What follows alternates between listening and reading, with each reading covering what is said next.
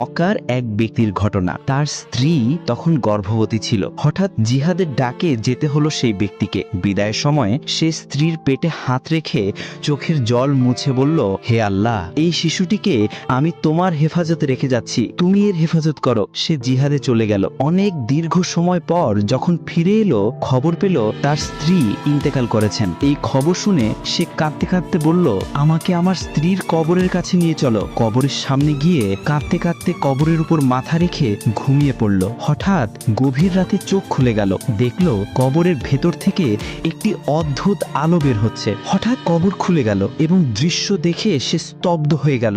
ভেতরে তার মৃত স্ত্রী শুয়ে আছেন আর তার জীবিত সন্তান খেলছে মায়ের কোলে। সে তাড়াতাড়ি কবরের ভেতরে ঝাঁপ দিয়ে সন্তানের কোলে নিল। কবর থেকে বের হতেই আকাশ থেকে একটি আওয়াজ ভেসে এলো, তুমি তোমার সন্তানকে আল্লাহর হেফাজতে দিয়েছিলে, তাই সে তোমাকে ফিরিয়ে